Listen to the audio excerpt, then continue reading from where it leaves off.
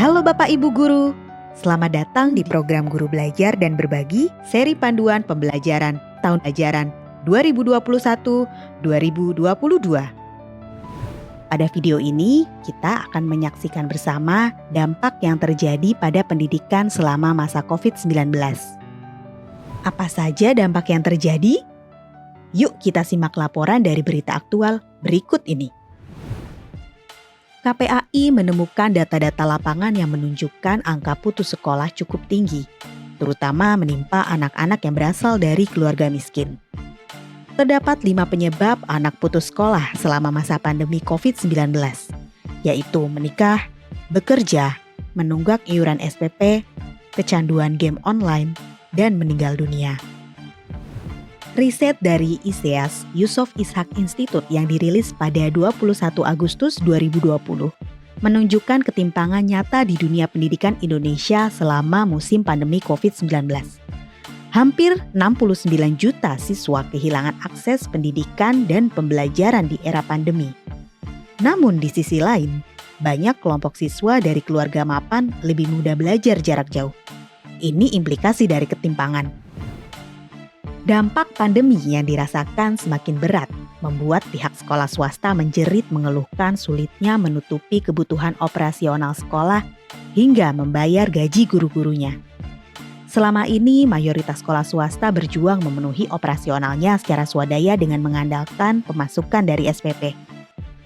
Di lain sisi, saat ini banyak orang tua siswa yang tidak mampu membayar SPP akibat terdampak pandemi. Menurut catatan Komisi Perlindungan Anak Indonesia, bosan, kesepian, hingga stres dirasakan sejumlah pelajar selama proses pembelajaran jarak jauh. Pada kasus-kasus ekstrim, depresi anak selama pandemi diduga berujung pada kasus bunuh diri. Menurut survei yang diadakan Kementerian Pemberdayaan Perempuan dan Perlindungan Anak, terdapat lebih dari 3.200 anak SD hingga SMA pada Juli 2020 dan sebanyak 13% responden mengalami gejala-gejala yang mengarah pada gangguan depresi ringan hingga berat selama masa kenormalan baru.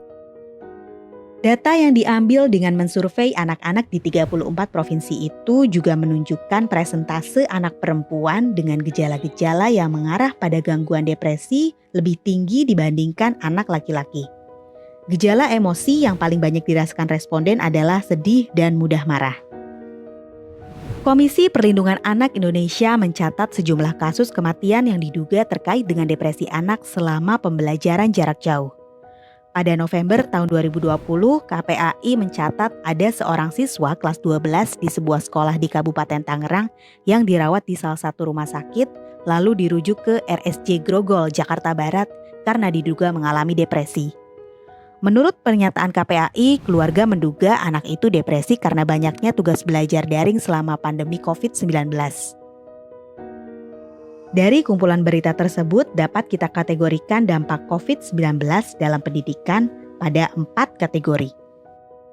Selain siswa yang mengalami kehilangan kesempatan belajar akibat kesenjangan pendidikan, persoalan mental peserta didik selama belajar dari rumah, ancaman putus sekolah, dan sekolah yang berhenti beroperasi semakin menambah angka kehilangan kesempatan belajar.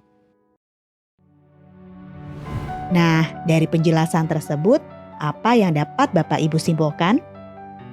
Selama pembelajaran jarak jauh, siswa dituntut menguasai konten dengan berbagai tugas yang menumpuk, tanpa memahami konteks yang relevan dengan kehidupan sehari-hari.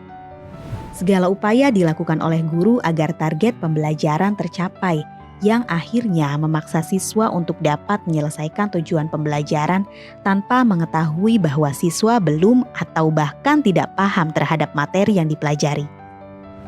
Dampak yang dialami oleh siswa ini yang menjadi bahan evaluasi untuk mengkaji ulang pelaksanaan pembelajaran di masa pandemi COVID-19. Apakah benar praktik pendidikan seperti itu yang diharapkan Indonesia?